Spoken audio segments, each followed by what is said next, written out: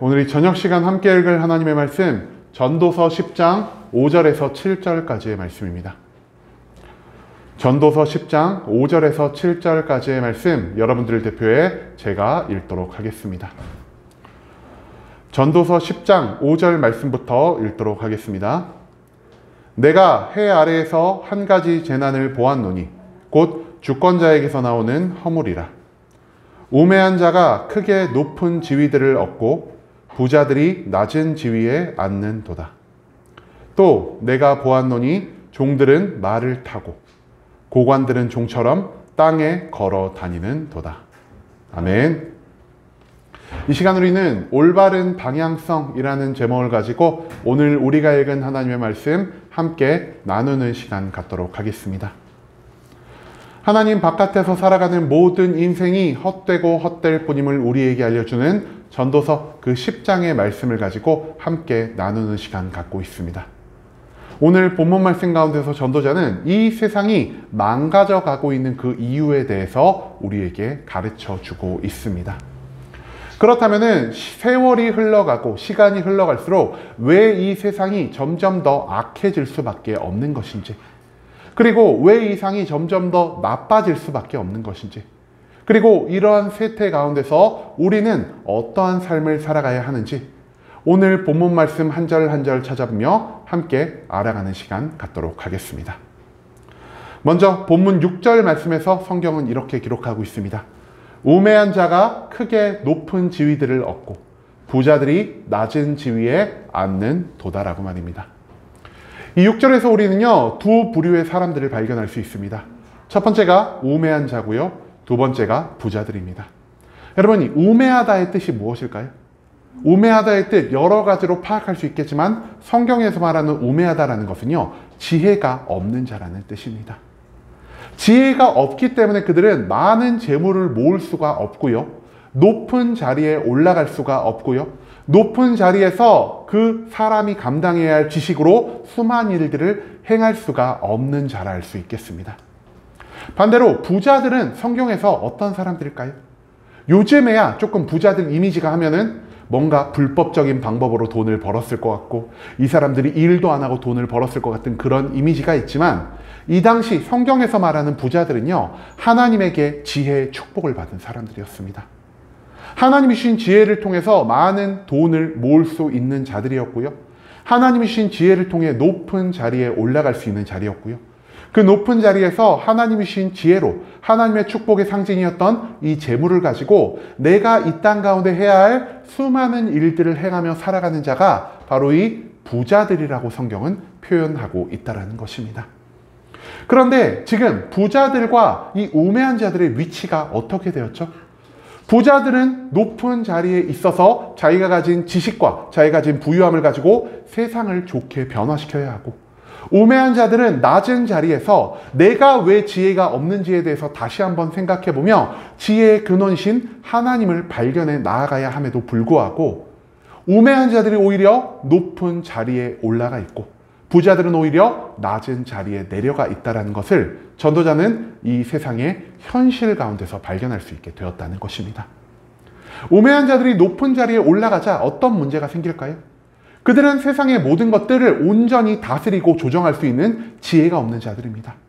자기의 만족과 유익에 따라 자기의 마음대로 세상의 모든 것들을 결정하기 때문에 이 우매한 자들에 의해서 결정되는 세상의 모든 것들은 세상을 점점 더 나쁘게 만들어갈 수밖에 없다는 것이죠. 반대로 부자들은 어떻습니까? 부자들은 자기가 가진 지혜, 자기가 가진 재물을 가지고 세상의 높은 자리에서 그 모든 것들을 온전히 활용하며 살아야 하나 그들은 오히려 낮은 자리에서 높이 올라간 우매자들에 의해 자기가 가진 것을 약탈당하고 빼앗기는 그런 안타까운 환경 가운데서 살아가고 있다는 것을 전도자는 이 6절 말씀을 통해 우리에게 가르쳐주고 있다는 것입니다. 현재 이 세상은요, 전도자의 눈에 보기에는 완전히 망가져버린, 도무지 회복할 수 있는 기미가 보이지 않는 그런 세상이라 할 수 있겠습니다. 그 다음 7절 말씀에서 전도자는 또한 이렇게 말하고 있습니다. 또 내가 보았노니 종들은 말을 타고 고관들은 종들처럼 땅에 걸어 다니는도다라고 말이죠. 여기서도 우리는 두 종류의 사람들을 발견할 수 있습니다. 첫 번째가 종이고요. 두 번째가 고관들입니다.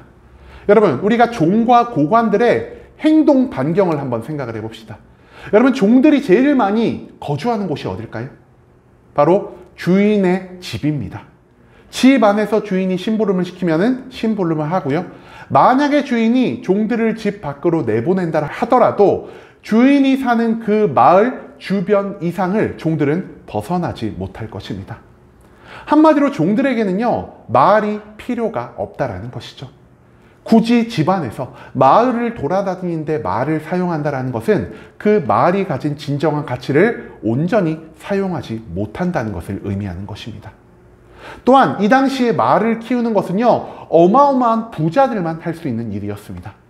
그렇기 때문에 종이 이 값어치가 굉장히 높은 말을 타고 다니는 것이 오히려 그 말을 사용하는 데 있어서 낭비가 될 수밖에 없다는 사실을 우리가 먼저 기억할 수 있기를 소망합니다. 하지만 고관들은 어떠한 자들입니까? 여러분, 고관들은요, 왕의 명령을 받아서 그 모든 명령을 수행함으로 그들이 속한 나라를 더 나은 곳으로 만들어가는 그런 역할을 가진 자들입니다. 그렇기 때문에 이 고관들은요, 자기가 속한 나라의 방방곡곡을 모두 돌아다녀야 할 책임이 가지고 있고요. 왕이 명령했을 때는 저 멀리에 있는 다른 나라로 이동하면서까지 왕이 내린 명령, 왕이 내린 소명을 온전히 지켜야 할 이런 책임이 있는 자라 할 수 있겠습니다. 그렇기 때문에 이 한정된 시간 안에서 최대한 많은 일을 해내기 위해서 이 고관들에게 필요한 것이 무엇입니까? 바로 빠른 기동력을 제공할 수 있는 말이라는 것입니다. 그런데 전도자가 본 세상은 지금 어떻게 말이 사용되고 있죠? 말이 전혀 쓸모가 없는 종들이 말을 타고 다니고요.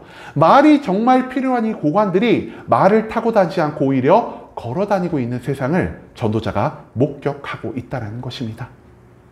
어떠한 목적을 위해 사용될 굉장히 귀중한 것이 누군가에 의해 낭비되고 있고요.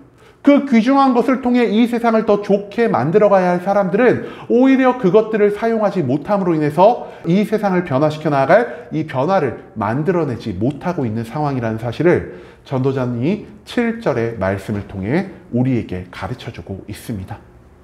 사용돼야 할 물건이 그 자리에서 온전히 사용되지 못하기 때문에 이 자리는 더 나은 곳으로, 이 세상은 더 아름다운 곳으로 변화하고 있지 못한다라는 것을 전도자는 6절에 이어 7절에 다시 한번 강조하고 있다는 것이죠. 그렇다면 왜 이처럼 세상의 모든 것이 혼란 속으로 빠져들어가고 있을까요? 왜 자격 없는 자가 높은 지위에 있고 오히려 자격 있는 자들은 낮은 지위에서 자기가 갖추어야 할 모든 것들을 온전히 사용하지 못하는 그런 상황 가운데 놓일 수밖에 없는 것일까요? 우리가 이 이유를 5절 말씀에서 함께 찾아보길 소망합니다. 5절 말씀에서 성경은 이렇게 기록합니다. 내가 해 아래에서 한 가지 재난을 보았노니 곧 주권자에게서 나오는 허물이라라고 성경은 기록하고 있습니다. 여러분, 전도자는요, 이 세상의 모든 것들을 돌아봤는데 해 아래에서 한 가지 재난, 한마디로 이 세상을 망치고 있는 그 가장 큰 이유 중에 하나를 발견했다라고 우리에게 가르쳐주고 있습니다.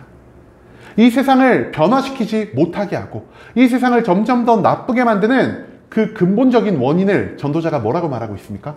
주권자에게서 나오는 허물이다라고 말하고 있습니다. 여러분, 여기서 우리가 이 주권자에게서 나오는 허물이다라는 말을 이해하기 위해서는 먼저 주권자가 어떤 뜻인지를 함께 알아볼 필요가 있는 것 같습니다. 주권자는요, 히브리어 살리트라는 단어를 사용하고요. 이 뜻은 이 세상에 대한 전권을 부여받은 사람이라 할 수 있겠습니다. 이 주권자라는 말을 조금 더 쉽게 바꾸면은 대리인이라고 할 수 있을 것 같습니다. 여러분, 성경에 등장하는 대표적인 대리인이 누구일까요? 제가 원하는 대답이 바로 나왔네요. 구약에 등장하는 요셉이 가장 대표적인 대리인이라 할 수 있겠습니다. 여러분, 요셉의 직위가 뭐였죠? 요셉은 왕이 아니라 국무총리였습니다. 왕이 아님에도 불구하고 요셉은 애굽에 있는 모든 것들을 다스릴 권위와 힘을 가지고 있었는데요. 어떻게 요셉이 그 모든 것을 갖출 수가 있었죠? 애굽 왕 바로가 요셉에게 그 모든 전권을 허락하였기 때문입니다. 그렇기 때문에 요셉은 왕이 아님에도 불구하고 왕의 권위와 왕의 능력을 가지고 이 세상의 모든 것들을 온전히 자기 마음대로, 자기가 뜻한 바대로 이끌어 나아갈 수 있는 왕의 대리자가 되었다는 것입니다. 이것처럼 과연 전도자가 지금 이 5절에서 말하는 주권자, 즉 대리인은 누구를 상징하는 것일까요? 바로 하나님을 믿으며 이 세상 가운데 살아가는 하나님의 성도들이라 할 수 있겠습니다. 우리들은요, 이 땅에 그냥 살아가는 것이 아니라 하나님이 우리에게 주신 명령을 온전히 수행하기 위해 이 땅 가운데 하나님의 명령, 하나님의 권위, 하나님의 능력을 받아 살아가는 그런 사람들입니다. 그런데 우리가 내가 살아가는 이 장소에서 하나님의 명령을 온전히 수행하며 살아가지 못한다면 이 땅이 온전히 변화할 수가 없다라는 것이죠. 한마디로 하나님의 성도들이 하나님이 허락해 주신 자리에서 온전한 빛과 소금의 역할을 감당하지 못할 때 그것으로 인해 우리 주권자, 대리인에게서 허물, 죄악된 것들이 많이 발생할 수밖에 없고요. 이런 허물들이 이 세상을 조금씩 채워 나갈 때마다 이 세상은 조금씩 악해질 수밖에 없고 더욱 안 좋아질 수밖에 없다는 사실을 오늘 본문 말씀에서 전도자는 우리에게 가르쳐 주고 있다는 것입니다. 여러분, 우리는 이 세상 가운데서 하나님의 대리자로서 살아가고 있습니다. 그렇기 때문에 구약 성경에서는 우리 인간들을 뭐라고 표현하고 있을까요? 하나님의 형상에 따라 지음받은 창조물이라 표현하고 있습니다. 또한 신약에서는 우리를 무엇이라고 표현하고 있을까요? 우리를 하나님의 왕같은 제사장이라고 표현하고 있습니다. 한마디로 우리는 이 땅 가운데서 평범한 인간으로 살아가는 것이 아니라 하나님에게 명령을 받은, 하나님에게 권세를 부여받은, 하나님에게 이 모든 일을 감당할 수 있는 능력을 부여받은 자로서 살아가고 있다는 것입니다. 그리고 우리가 해야 할 일, 하나님의 명령이 있는 그 자리, 우리가 이 세상 가운데서 변화를 만들어내야 할 그 자리를 성경은 어떤 단어를 통해 표현하고 있느냐? 바로 사명이라는 단어를 통해서 표현하고 있다는 것입니다. 한마디로 우리는 하나님의 대리인으로서 이 땅 가운데 하나님이 주신 사명을 온전히 수행해 나아가야 할 그런 목적의식을 갖고 살아가야 한다는 것입니다. 그런데 지금 우리는 하나님의 사명 온전히 수행하며 살아가고 있습니까? 하나님은 나에게 10이라는 사명을 맡겨주셨는데요. 나는 이 10이라는 사명을 너무 하찮게 생각할 때가 너무나 많은 것 같습니다. 나는 여기서 멈춰야 할 사람이 아니라 내 능력은 10밖에 되지 않지만 나는 50, 100에 해당하는 더 높은 자리에 올라가서 나의 만족과 유익을 충분히 누리고 싶어라는 이러한 마음가짐 우리가 하며 살아갈 때가 너무나 많지 않으십니까? 반대로 우리의 능력이 필요 없는 그 장소에서 내가 그 장소에 익숙하다라는 이유 하나만으로, 내가 그 장소가 편하다는 이유만으로 그 장소를 떠나지 않으며 정작 내가 살아가야 할 삶의 방향성을 온전히 찾지 못할 때가 너무나 많지 않습니까? 마지막으로 내가 열심과 최선을 다해 살아가야 할 그 장소에서 내 육신의 편안함을 위해 게으름을 피우며 내가 최선을 다해 살아가지 않고 있을 때가 너무나 많다라는 것이죠. 그렇기 때문에 우리는 이 세상 가운데서 하나님의 사명의 자리를 향한 온전한 방향성으로 나아가지 못하고요.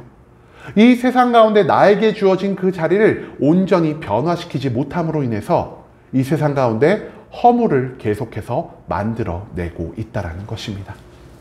그리고 이 땅 가운데 우리의 허물이 계속 쌓였을 때 전도자는 무엇이라고 말하고 있죠? 우리의 허물로 인해서 이 세상이 점점 더 악해져 가고 있다는 것을 우리에게 강조하고 있다는 것입니다. 여러분, 이제는 내가 나의 만족과 유익이 아니라 나에게 주어진 하나님의 사명을 온전히 쫓아 살아갈 수 있기를 소망합니다. 내가 원하는 것, 내가 하고 싶은 것, 나에게 편하고 익숙한 것만을 추구하는 것이 아니라 하나님의 사명이 비록 나에게 있어서 고통의 시간이 될지라도, 괴로움의 시간이 될지라도, 인내의 시간이 될지라도 그 모든 가운데서 나에게 합당한 능력과 인도하심을 허락하실 하나님을 기대하며 하나님의 모든 사명을 온전히 감당해 나아갈 수 있기를 소망합니다. 내가 이 땅 가운데서 하나님의 사명을 온전히 감당할 때 그제야 하나님의 성도들은 이 땅 가운데서 빛과 소금의 역할을 온전히 감당할 수 있을 것이요. 내가 이 땅 가운데서 감당한 빛과 소금의 역할로 인해 이 땅이 자그마한 하나님의 나라로 변화하며 점점 더 하나님 바라보시기에 참 보기 좋았더라라는 감탄사가 나올 수 있는 세상으로 변화될 수 있다는 사실을 우리가 오늘 말씀 가운데서 잊지 않을 수 있기를 소망합니다. 이제는 나의 만족과 유익이 아니라 오직 하나님이 나에게 허락하신 그 사명의 자리를 따라가고 내가 이 세상에서 감당해야 할 그 사명을 온전히 성취하며 하나님이 나에게 그 사명 성취를 위해 허락해 주실 모든 축복과 평안을 누리며 살아갈 수 있는 순복음 함께하는 교회 모든 성도님들이 될 수 있길 간절한 마음으로 소망하겠습니다.